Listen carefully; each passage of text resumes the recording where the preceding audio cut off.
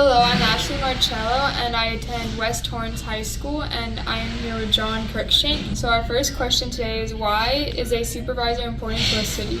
A Los Angeles County Supervisor is super important to the city because there's 88 cities within Los Angeles County, and all 88 cities are unique. It's amazing how much the supervisors are in charge of. So in Los Angeles County, they oversee a $47 billion budget and 115,000 employees.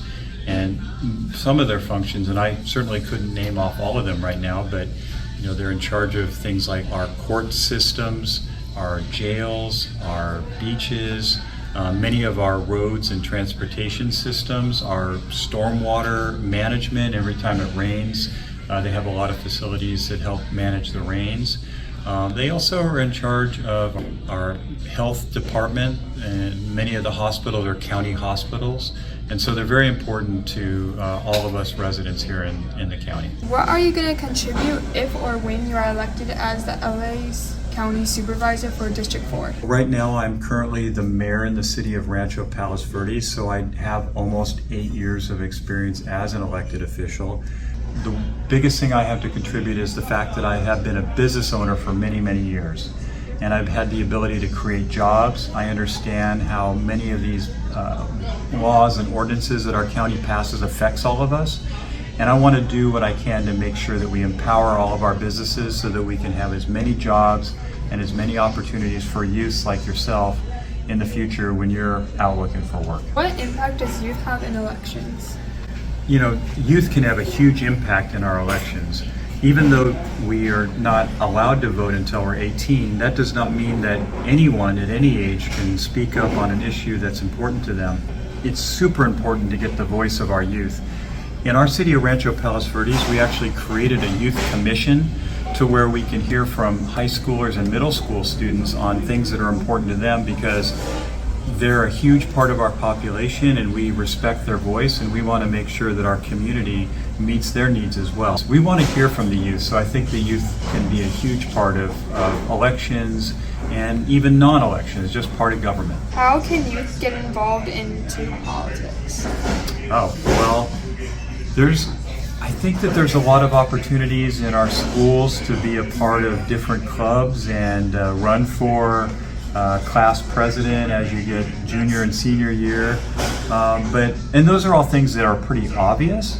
But honestly, I think one of the best things a youth can do to prepare to be in politics is to understand history, especially world history, not just U.S. history.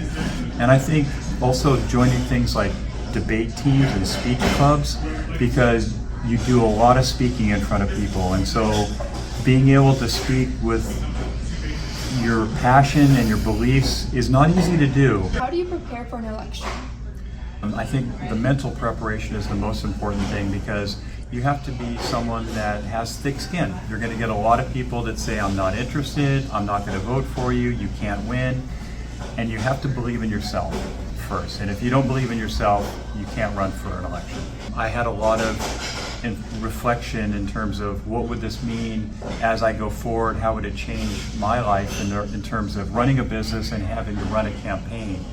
And so I had to prepare mentally, and then once I did that and was ready to go and put my hat in the ring, I built a team around me of people, and I built it of people that I know are producers, people that know how to work hard and to work toward a goal. And so it makes it a lot easier when you have a lot of great people around you helping. What's the hardest part of running to be an elected official? There's so many aspects to running to be a public official. Of course, the hardest thing is to get more votes than your opponent. Part of getting votes for an opponent is to build trust with people. And so you can't just send one mailer to someone and build someone's trust. You have to actually speak to them on things that matter to them, issues that are important. The hardest part of being a candidate is to make sure that you understand the pulse of the voter and to speak to them clearly. Why did you choose your specific core 4 values? Well, first of all, it's the 4th district, so I thought I gotta have 4 issues. And then I actually worked with a company that does kind of artificial intelligence polling. They look at the internet on things like Instagram and Facebook and other topics, and started to look at where the trends were in terms of what people are talking about. And so that's where I found that, of course, homelessness was huge, and it's been huge in Los Angeles County for a long time now, unfortunately. Public safety is number one with everyone. And then because I'm an engineer, infrastructure, and then as a business owner, economic opportunity is something that a lot of people were talking about as well. And so I kind of listened to the people first to develop those core four. What challenges are there when running for an elected office? Well, the number one challenge is always raising money. And especially in today's world, there's a lot of inflation, and people just don't have a lot of extra cash. And it's not necessarily in my nature to ask people for money. I'm an entrepreneur. I've always earned my own money. And so it's not my nature, but that's one of the hardest things to do. But every time that I get asked to speak, I say yes. I talk to all different groups of people. And I have my core four issues that I talk to people about, but when I go to any type of audience, I don't know how many people are going to be there or what their mood is or what their issues are. I try to understand that before I give a speech, and then when I give a speech, I try to address what I've heard so that I'm talking to them and not just saying what I want to say, like being a good listener. What's the first thing you would do to get into office? I get asked this question a lot, and I love the question. And many politicians would straight off answer, here's what I would do. But honestly, the county is so huge and there's so many issues and problems that the first thing I'm going to start doing, other than meeting the other four supervisors and getting a chance to tell them who I am and learn about them and to start building a rapport with them, because if you remember, there's 5 of them, and to get anything done, you have to have 3 votes, a majority.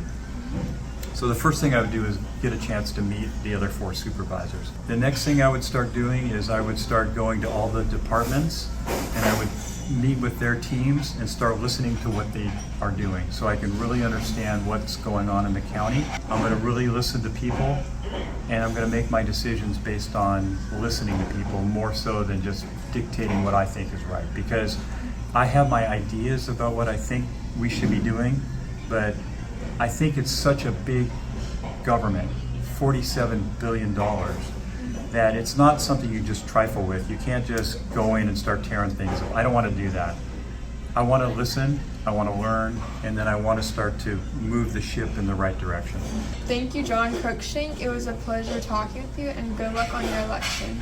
Ashley, it's been a real pleasure speaking with you. I thought your questions were very smart and thoughtful. If you could join me, johncruikshank.us is my website.